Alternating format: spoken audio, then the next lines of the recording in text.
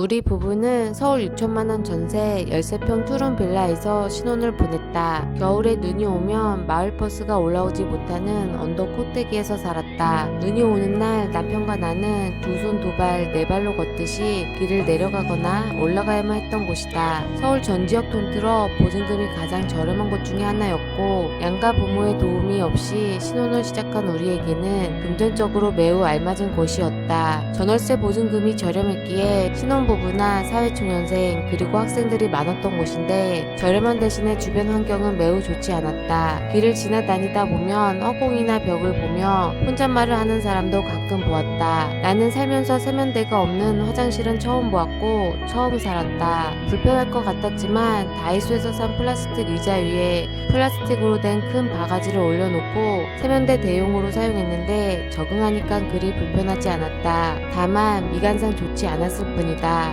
그때는 전세가에 맞춰가야 했기에 집안 인테리어는 우리 관심사가 아니었다. 우리 부부는 맞벌이를 했고 돈을 아끼고 모으다 보니 통장에 돈이 조금씩 불어나는 것이 보였다. 그래서 나는 남편에게 우리 전셋집 근처에서 좀 더 괜찮은 컨디션이 있는 전셋집을 알아보자고 했다. 언덕 꼭대기 13평 투룸 6천만원 전셋집인 우리 집. 더 나은 집을 알아보려고 여러 부동산을 한두 달 동안 들렸는데 신기하게도 전셋값은 조금씩 오르는 게 보였다. 인테리어가 잘 된 반지하 전셋집을 처음 보았을 때는 5천만원이었는데 어느 날 6천만원으로 올라가 있었다. 부동산 사장님은 사회 초년생들이나 학생들이 들어오는 시기라서 전세 물량이 줄어들고 있고 오늘 전세가가 가장 싸다고 했다. 우리가 언덕 아래로 음식점 밥을 먹으러 갈 때 지나가는 길목에 공사가 막빠진 빌라가 있었는데 어느덧 그 빌라 건물은 완공이 되었고 전월세 세입자를 구한다는 현수막이 있는 것을 보았다. 오래전에 지어졌던 빌라촌 동네라 대부분 주차장이 있는 건물은 거의 없는데 완공된 그 건물은 필로티 구조 입주자 전용 주차장이 있었다. 엄청난 신세계였다. 그래서 부동산을 찾아갔고 그 새 건물 빌라는 투룸의 전세가 1억 2천이라고 했다. 나는 기존 전셋집 6천만원과 우리가 모은 돈에 대출을 조금만 받으면 그 새 집을 들어갈 수 있을 것이라 생각을 했고 남편과 시간이 되는 날을 잡아 부동산에 예약 후 집을 보러 갔다. 새 건물은 완공된 지 얼마 되지 않은 것 같은데 벌써 세입자가 들어와 있었다. 지상 주차장에 차가 4대가 있었고 다마스 같은 차량에서 이삿짐을 옮기는 사람도 보았다. 우리가 본 집은 너무나도 완벽한 인테리어였다. 엄청나게 마음에 드는 새 집이었다. 이런 집에서 신혼집을 보내면 정말 좋겠다고 생각했다. 그런데 우리는 그 새 집을 두 가지 이유에서 계약하지 못했다. 첫 번째는 현재 살고 있는 13평 투룸 집보다 새로운 집이 조금 더 작았다. 우리는 신혼부부라서 냉장고, 세탁기, 옷장 등 현재 집 사이즈에 맞춰 가전가구를 다 구입했는데 이 전부가 다 들어갈 수 없는 집 사이즈였다. 새로운 전셋집에 살고 싶은 생각이 너무 들었지만 우리가 사온 가전가구 일부를 중고로 팔기에는 너무 아까웠다. 두 번째는 부동산에서 새로운 건물에 대한 이런저런 이야기를 듣다가 부동산 등기부 등본을 발급해보니 등기부 등본상 건물 소유자가 땡땡 신탁회사였다.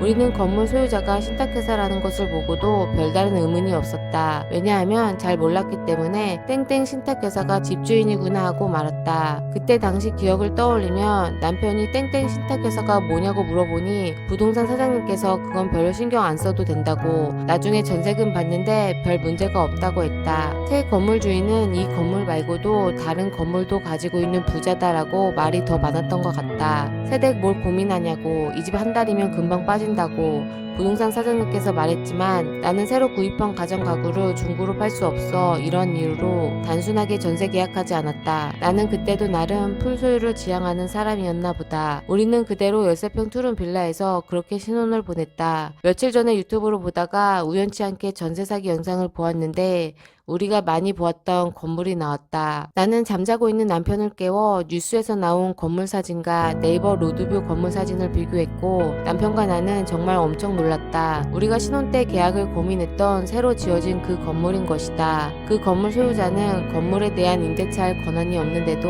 마치 권한이 있는 것처럼 전세 세입자 30여 명들을 속여 약 30억 원이 넘는 전세 보증금을 가로채 특가법상 사기 혐의로 검찰에 고소를 당했다는 것이다. 가지고 있던 있던 다른 빌라도 근저당 채무를 갚지 못해 경매에 넘어가 피해 세입자들이 더 늘어나고 있다는 뉴스도 있었다. 새로 지은 건물 빌라 전세 사기 구조는 이랬다. 대출이 필요한 건물주가 빌라 건물을 준공한 후 건물주가 건물 소유권을 신탁회사에 넘겨 부동산 담보 신탁 계약을 맺고 신탁 등기를 완료한다.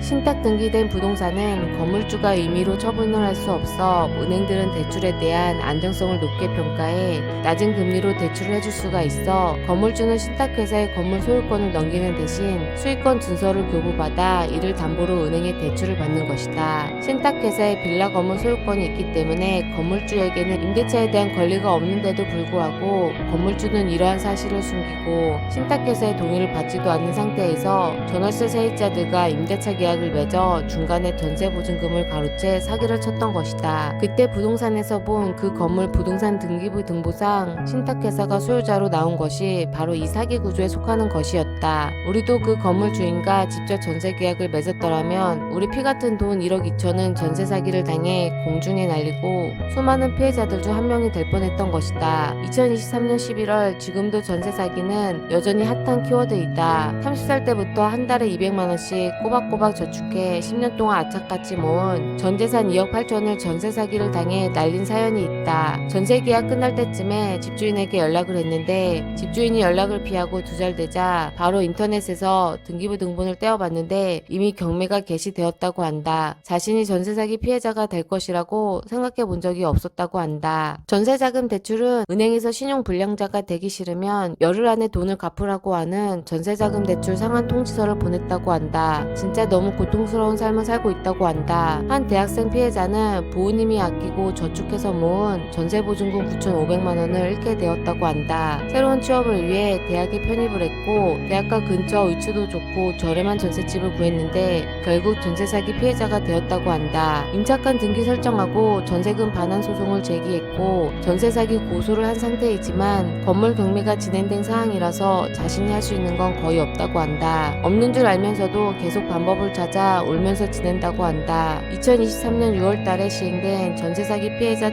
특별지원특별법에 근거해서 정부는 여러 가지 구제책을 내놓고 있는데 현실은 그리 크게 도움이 되고 있지는 않는 것 같다. 피해자들에게 보다 더 실질적으로 도움이 되는 그런 대책들이 더 많이 나왔으면 좋겠고 사회적으로 더 많은 관심과 안전한 전세 제도가 정책됐으면 좋겠다. 나는 지주택 사기를 8천만 원 당했고 지금 여전히 소송 중이다. 또 알고 보니 신혼 때 전세 사기 1억 2천을 당할 뻔했다. 정말이지 운이 좋게 사기꾼들이 나를 비켜간 것인지 불행 함정은 언제 어디서나 도사리고 있었다. 사람은 착하고 성실하게만 살면 된다고 했는데 우리가 살고 있는 현실은 그게 아닌가 보다. 땅속 깊이 숨겨둔 지뢰와 같은 사기꾼들을 피하려면 우리는 무조건 배우고 알고 경험하고 궁금하면 묻고 따지고 직접 확인하고 모르는 것은 주변에 도움을 청해야 한다. 반드시 이렇게 해야 한다. 우리는 다시 희망의 불씨를 켤 것이다. 구독, 좋아요, 알림 설정 감사드립니다.